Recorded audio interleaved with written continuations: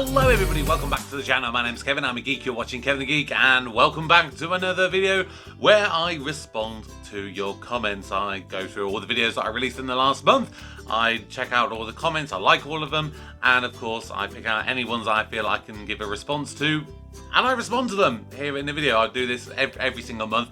It's a great way of me being able to, of course, kind of build that community, build that connection with you guys. I love doing this. It takes me as long to do this as probably like an hour-long reaction video, but I love doing this. I really do, and I intend to keep doing this for as long as possible. Thank you for September for my 44 new subscribers. I've got, of course, 17 of them are named, so their names should be scrolling through the video so you can see exactly who they are. So welcome all of you to the community, and of course a big massive thank you to all of my patron supporters. I currently have 26 now. Of course, I did expand the Super Geek tier level, open to 2 people rather than just the one that I did previously. So of course I have a new Super Geek member, so thank you very much for that. Coming out at some point later on in October, I'm going to do the choice for that, which is going to be Merlin, the series Merlin, the first episode of that, and of course Balding Brummy has given me the suggestion, which is it's a bit of a compilation thing. It's stuff that is apparently too hot for TV or something, but that's from Mock the Week. It is a show that I do remember watching a lot of, especially around like my uni days and stuff.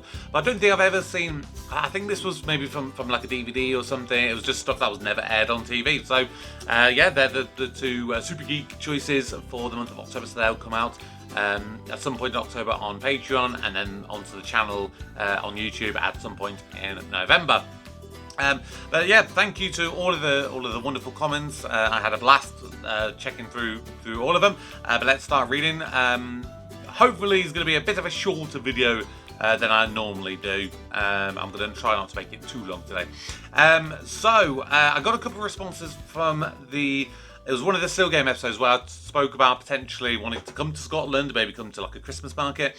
Paul says that there is a Christmas market in Glasgow from the 25th of November, which, if that's right, that may fall a bit too late for my birthday, because my birthday falls on a Saturday, so that would be literally from the Monday onwards. So unless anyone knows anything differently, let me know, because I did see, I did read something about like the Christmas lights switch on being like a couple of weeks earlier, so I don't know, I'm gonna have to keep my eyes peeled for that, because I would really like to, but that's the problem with my birthday just being a smidgen a bit earlier. But Shy Charlie Ace said that the Edinburgh Christmas market opens Friday the 15th of November. Apparently mainly East and West Princes Street Gardens. Not that means anything to me. And I spoke about potentially coming up, seeing a football game, a Scottish football game. Apparently Hearts are playing Celtic at Tynecastle at 3 PM in Edinburgh. Whatever you do, I hope you have a great time in Scotland. Well, that is the plan. I would really love to come to Scotland, because a big portion of my my community is Scottish based. But if anyone has any suggestions, please do, of course, let me know. Another follow-up from a Still Game episode. If you ever want something genuinely lovely to watch, it's fun and just a bit of niceness, just in your personal wide, Greg Hemphill, who's Victor in Still Game, and his real-life wife, Julie Wilson, Nimmo, who was in the episode Balls Up as the lady who was in charge of Mick in the costume. Was that the five-a-side football one? Oh yeah, Mick was in the dog costume. Oh, so that's Greg's wife, is it? I never knew that. Thank you for letting me know that. They've done a series called Jules and Greg's Wild Swim. It's 6 episodes. They're midway through filming series 2 as we speak. It's a real-life travel series around Scotland where they go for a dip in Scottish waters. It's just absolutely lovely, and I thought, seeing as you found a bit of an affinity with Scotland, that's a great programme to watch. It's just nice, a lovely string of jokes and comedy, what with those 2 being comic actors, but it's met with a lot of heart and real moments. I'm never usually one for travel documentaries, but that is one I absolutely fell in love with. It was just more nice than anything else, so definitely a suggestion. That is something I may need to put in one Scottish Sunday at some point. Tiger Drew Honey, obviously, is Jake in Outnumbered. He was probably forced to grow up fairly quickly due to the industry his parents work in. They work in the adult film industry, and his father is the well-known Ben Dover. Really? Ben Dover? I mean, I guess if we're going for porn names, that's a fairly common one. I remember reading loads of like joke books when I was a kid, and there was a load of jokes that always was along the lines of Ben Dover. Maybe things like knock jokes and things like that. That makes sense that a porn star would use that. Goodnight Sweetheart is one of those series which was really, really good, but seems to have been forgotten. Even I forgot it for a decade.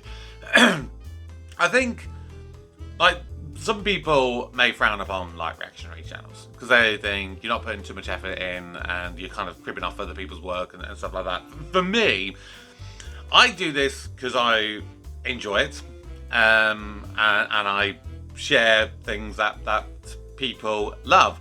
But more than that, I think what I love is when people come to me and give me suggestions. A lot of the times things I've never even heard of or have heard of but never considered watching.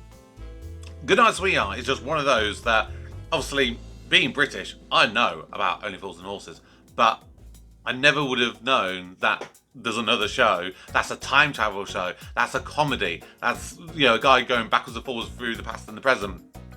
For me, I never would have come across that, and that is, you know, one thing that reaction channels, it can reintroduce a show that people have forgotten about, but also reintroduce a show that people have never heard of to a new audience, and I just think that's great. That's why I love doing this.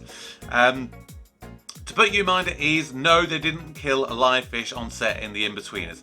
Well, I'm glad you said that, because, well, in reality, I never suspected they would have, because there would have been a furor, wouldn't there, if that had genuinely killed a fish.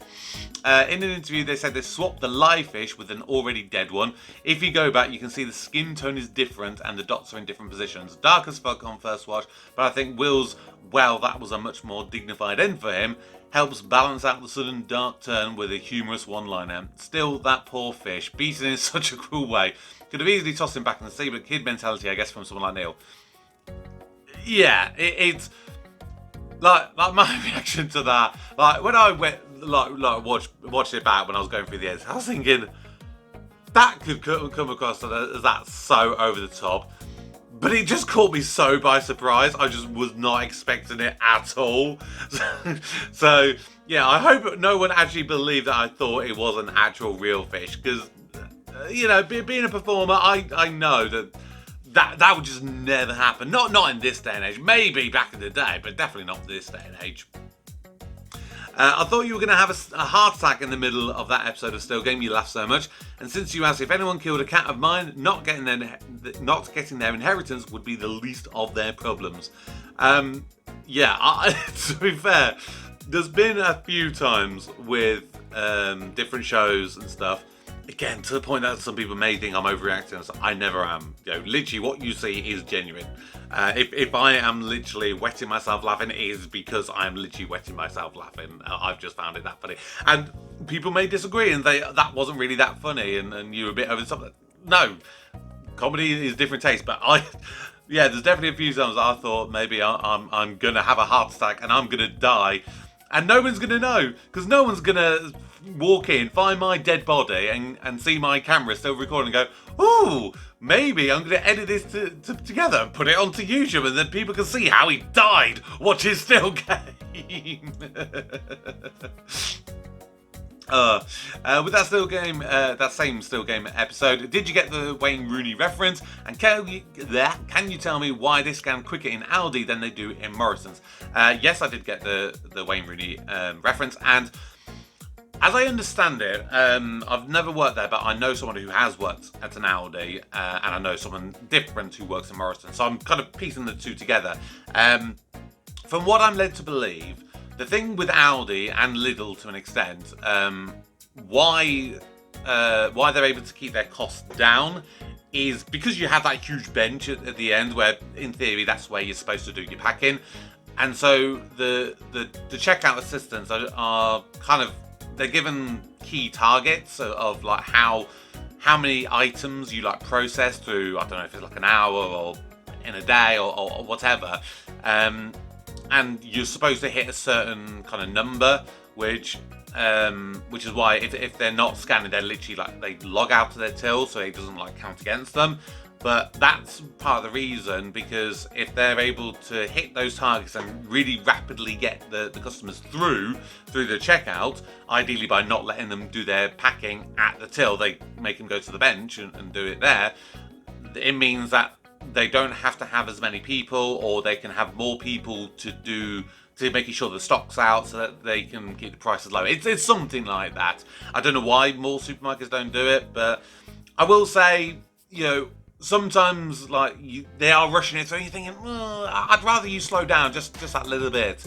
Especially if I've only got like a basket. I leave them basket at the end of the till. So I get to the end, if I ain't got my bags there, I'm just like, I've got to try and grab all this stuff and carry it over to the bench to do it. Yeah, but I get the logic and I can understand it, and I appreciate them, keeping costs down. I like it. Of course, last month and the month before, obviously, a beloved member of the community, Jamie, was having a bit of a tough time. Jamie, if you're reading this, you and our partner are in all of our thoughts. I echo Brett's statement there. Jamie obviously came back after speaking about him last time out. Thanks again, and to everyone who's reached out with words of support. Hopefully I can repay the kindness one day. I really look forward to the responding video every month. Have you ever thought about putting a little Q&A video together? Maybe some subscribers could post some questions for you to respond to. Well, first of all, Jamie, I hope you're getting much better. Please give us an update. Let us know how you and Joanna are getting on. I think we'd all want to know that you're recovering and doing well. I would like to do a little Q&A thing. At times I was thinking, maybe do I do that for if I do like 1,000 subscribers special, or little things like that.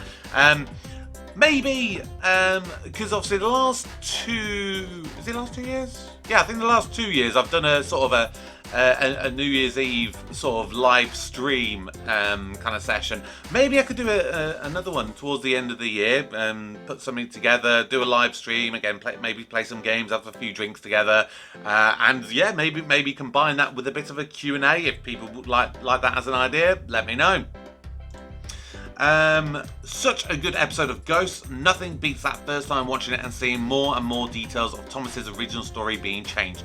I loved the way that they did that. It wasn't what I thought they would do, where it would just be, let's have an episode, right, we're going to reveal the death of such and such character, there it is, They really played around with it and really made it unique and different, and I loved them for that. I thought it was an amazing way of revealing how he died, and kept you on your toes a lot, and also gave some good stuff for seeing more with the ghosts and how they respond with each other, and surprisingly what they remember, because you think this is a couple of 100 years ago, so it's amazing how good their memory is, being a couple of 100 years old. And kind of linking back to what I said, with reactions, I think once you've seen something for the first time, you're never gonna have that experience. You could watch that episode again and you can love it to death, but you're never gonna get that same joy of watching it again for the first time. So watching a reactioner watch it for the first time is that point where you go, this is about as close as you're gonna get to kind of reliving those feelings that you had at the time when you watched it yourself for the first time. I definitely remember being sent for a long stand, and when starting in fast food, being asked to get some diet ice. I've never known anyone to be asked for diet ice, but I do remember someone at one point in one job I was at where they asked them to get some defrosted ice.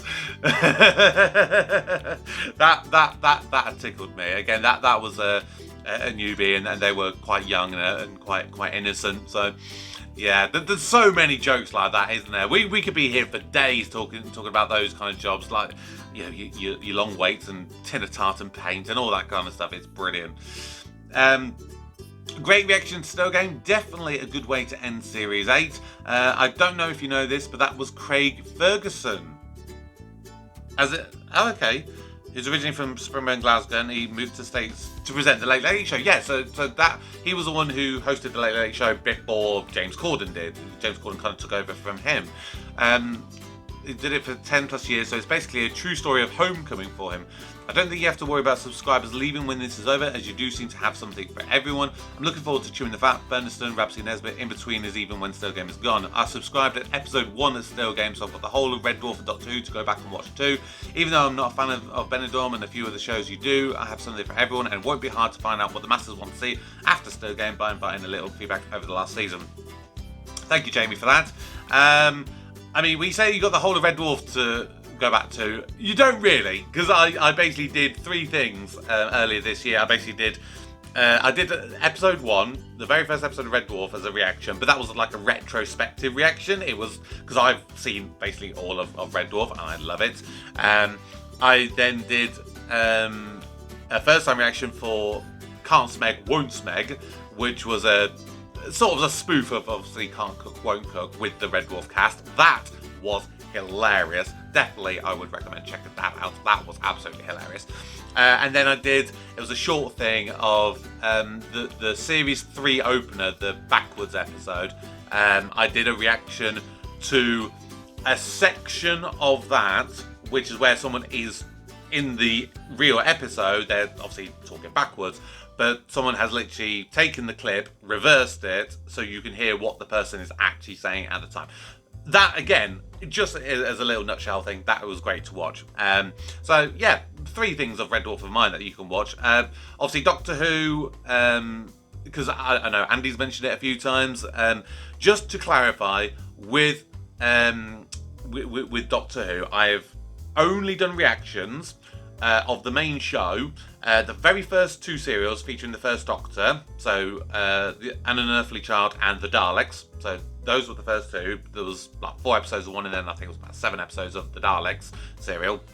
And then obviously the actual show from New Who, I basically done from the 14th Doctor onwards. So that's basically the where David Tennant came in for the first of the 3 60th anniversary specials last November/December.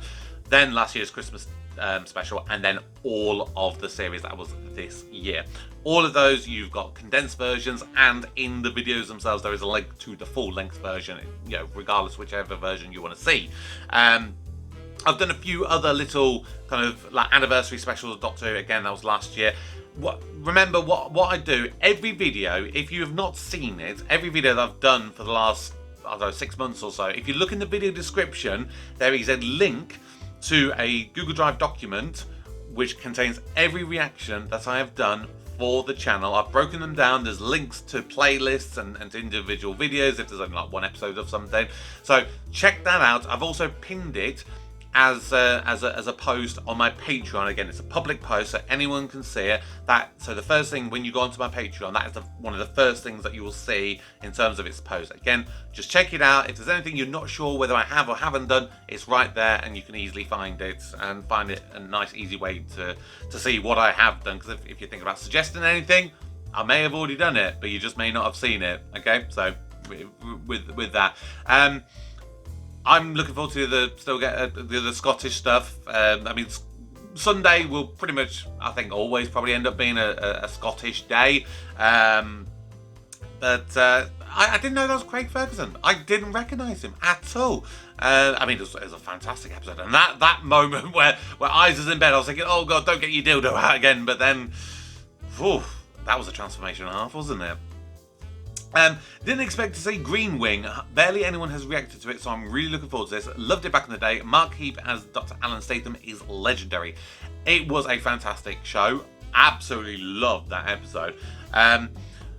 Obviously, I'm trying to think of what I'm going to do long term for the planet, because obviously I've got so many shows on the go. I know I need to finish some of them, so there's some shows I'm thinking maybe dedicate like the first month or so of the year and get some shows completed. That will free up some slots. But also, I've got to try and take into consideration that I ideally want to have some shows when other shows go on to a weekly basis. Ideally, I want to have some weekly shows that are going to be able to go onto YouTube in their full length entirety, because obviously Still Game, it started like that, Benidorm started like that, but then it got to a certain point and then it's like all the episodes then you can't get them onto YouTube for copyright and everything, so I have to do them to Dailymotion and stuff. So I want to have a bit of a mixture, because obviously those little shorts clips that I do to to take you to the video to Dailymotion and everything, they're not really going to get seen by more people in terms of the algorithms and everything. It's just the length of the video. It doesn't work. I mean, I could fill it with loads of fluff and dead space and everything, but I don't want to do that. I just don't want to do that. So yeah, that's yeah, a lot of things to plan about. Maybe Green Wing, maybe it could replace like Black Books or something when Black Books comes to an end, because Black Books, it seems like I'm going to get down to, because it's always a way, like Little Dot Studios is the one that seems to be really good at releasing copyright claims. They'll come up, might be just they're monetizing it, or it'll be that they're partially blocking it or fully blocking it. But if I see Little Dot Studios on the people that are claiming the copyright content, most of the time I can submit a dispute and they will just release it. So they're really good like that. Still with Green Wing, the speeding up and slowing down is part of the series' visual effects to amplify character movements and facial expressions. This is one of the greatest comedy series of all time. I mean, it was fucking weird, wasn't it? It was absolutely bonkers, but I loved every part of it that I watched, and I'm really keen to continue it at some point in the future. It might be a little while before I come back to it, but I can assure you I will come back to it. Hello, Captain Cockup. Are you going to do more episodes of Rabsy Nesbitt? The Captain Cockup, that comes from the Smoking Room episode, me basically saying I cocked up when I did episode 6 last time. But yes, the plan, once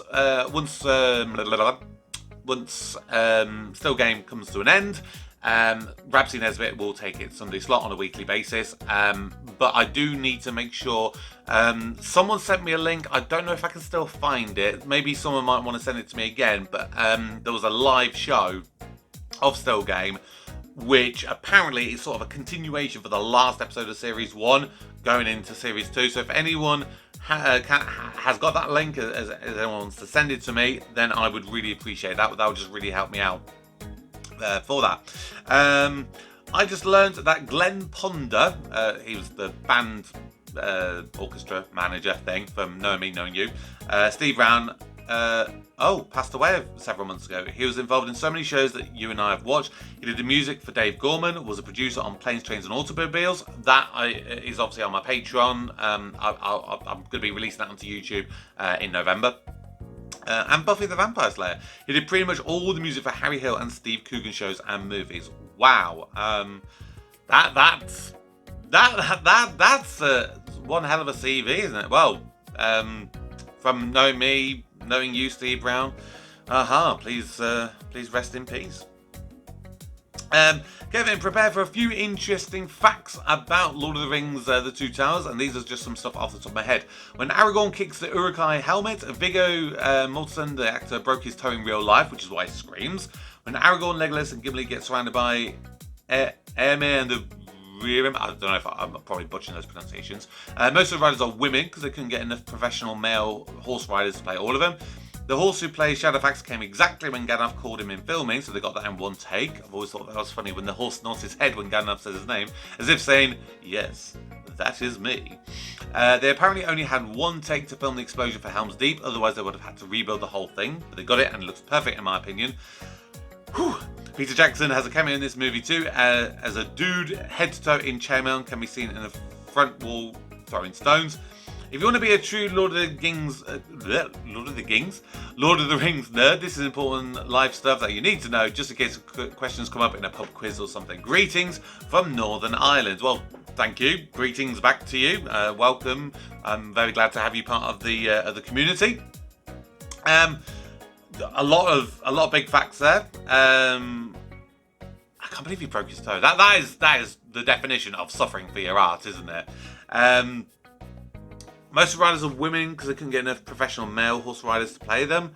I guess I think with the characters often having quite long hair, I don't think it's that much of an issue having women playing men, and of course you've got the big armors and stuff like that, so it's not really going to be that noticeable that it's a woman rather than a man, I don't think. I love that the horse literally came in one take. That was brilliant, and it is a true testament to what I've always said, that the horses are incredibly intelligent. It's just a shame I can't go horse riding because I've got allergies, and otherwise my head will swell up to about 50 times its normal size. And I would absolutely agree that the explosion for Helmsley was really good. I wasn't sure. I was watching it. I was wondering, like, did they do like a full-blown set and literally blow it up, or was it like a miniature set and they do it that way? But no, it makes sense. Literally, that's the kind of thing. Like, if you're the guy in charge of the detonator for that, you'd just be thinking, right, I've got one take. I've got my hand ready. Right, do not sneeze. Do not sneeze. I don't want to do it. I'm not going to press that lead. Shit. Oh, fuck. Right, run.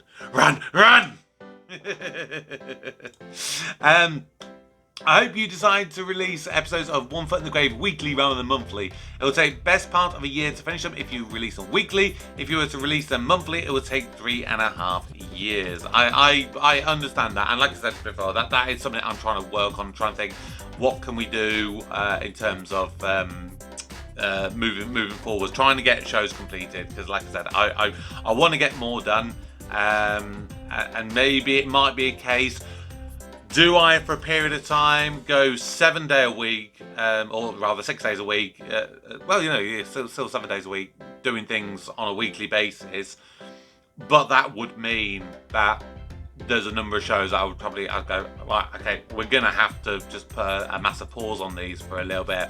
I don't know. I'm gonna have a think about it, and at some point I'll speak to you guys and see what your preferences would be. It's not an easy change to go against everything I've done, but yeah, we'll have to see. We definitely will have to see. But I know I need to get some shows completed. Yeah, and apologies. I know there's people who suggest every month, oh, you're going to come back to this, you're going to come back to that. The intention, there's really not many that I'm not intending to come back to. There's only been a handful of stuff I've done that I'm not planning on doing another episode of. If suddenly I get a spike in viewership and something, maybe I'll do another episode or something, but I can't see it, realistically. Great reaction. Great to see a younger person still enjoying One Foot in the Grave. This awesome classic comedy series. Still one of my favourite all-time shows. It is true that each series of the show just keeps getting better, but the first 2 series are still great, and even at its worst, is still hilarious. Don't know if you know, but there's a made-for-TV movie called One Foot in the Algarve, which is also a must-watch. I think it comes a fair bit later in the series' life, but it's still pretty great and rather self-contained.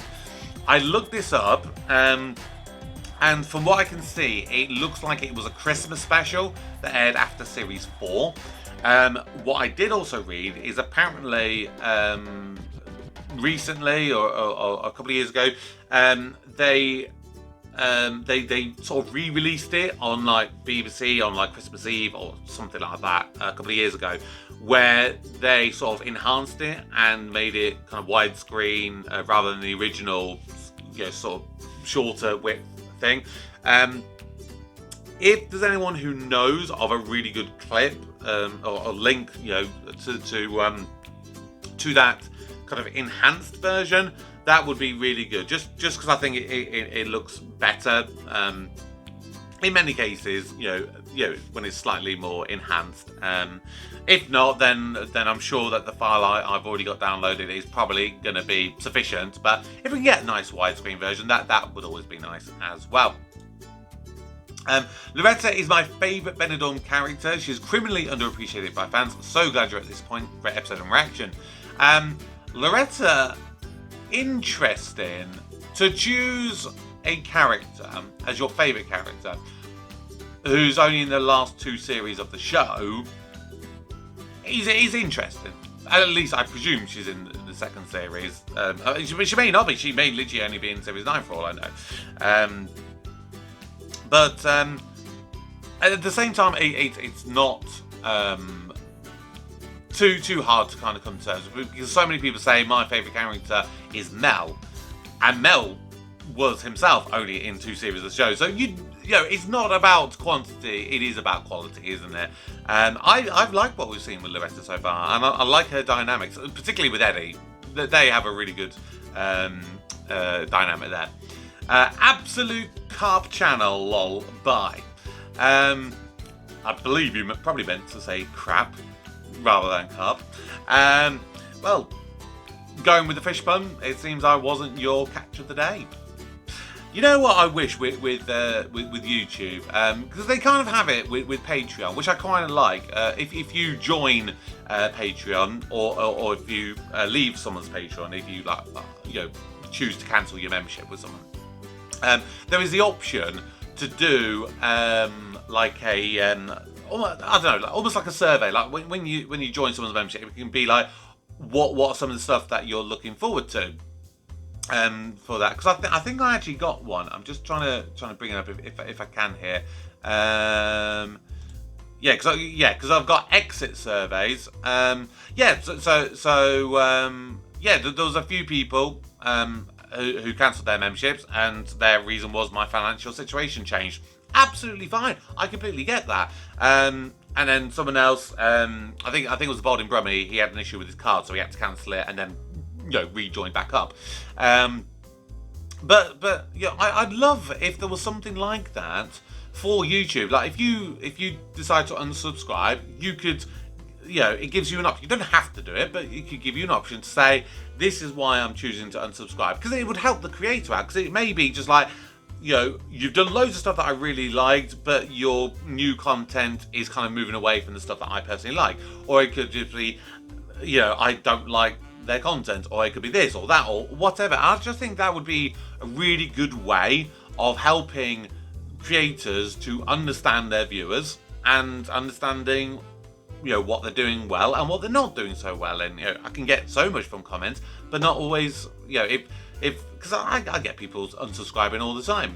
I had one. I looked at my subscriber list earlier on to see how many subscribers I've got for September, and it started on October, and I could see I've already got one subscriber, which was from I can't remember what it was, but then there was I'd lost a subscriber from the Drop the Dead Donkey pilot episode reaction that I did. Again, I'd love to know what it was, because obviously they had to be on that video when they clicked unsubscribe for it to come up as that was a video that was linked to that. So again, I'd just love to know what it was about maybe that particular video, or maybe it was an ongoing thing as to why that person then unsubscribed from the channel. It would just help me out and help me to understand things a little bit more. Been waiting on Dave Gorman to make a return to the channel. I am very, very sorry. I didn't mean to leave it so long in between weeks. It was about 7 weeks in between them. But at the time that I'm recording this, it is coming up later this week. But Dave Gorman is literally coming back the Saturday after we last did the episode. So if you're watching this on Patreon, the videos are going to be coming out today. If you're watching this on the day that this is released, both the videos would have come out yesterday, and that is again episode 5 of Important Astrology Experiment and series 2 episode 4 of Modern Life is Goodish.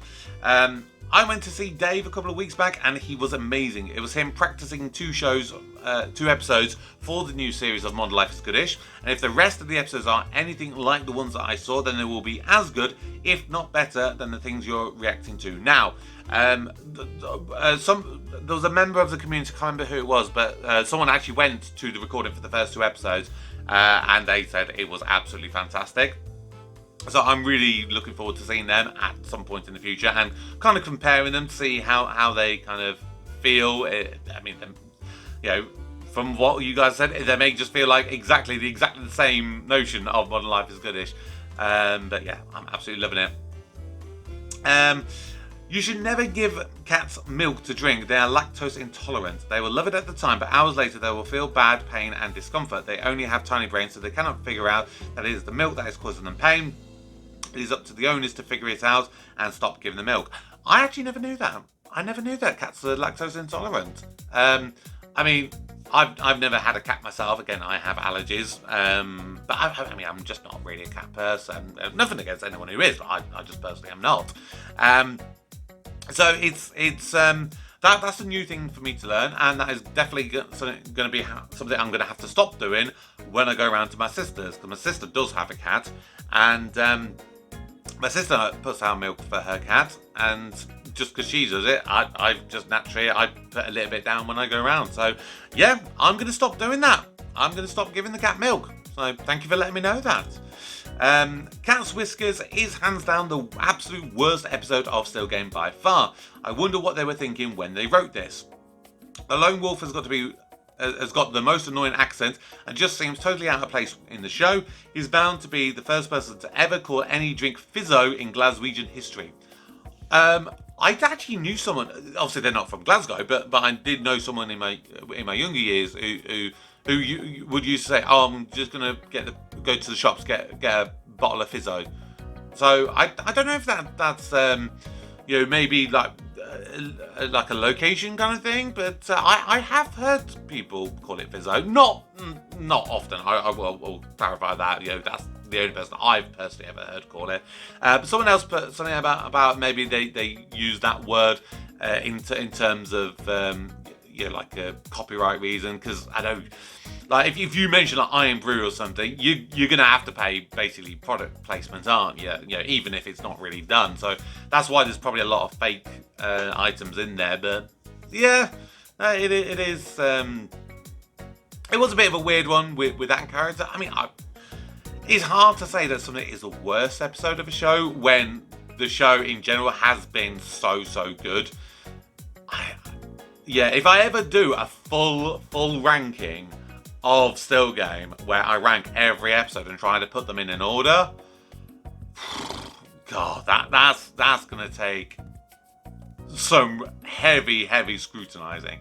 Really heavy. And I could probably change on a daily basis. I could go, these are my top 10 videos.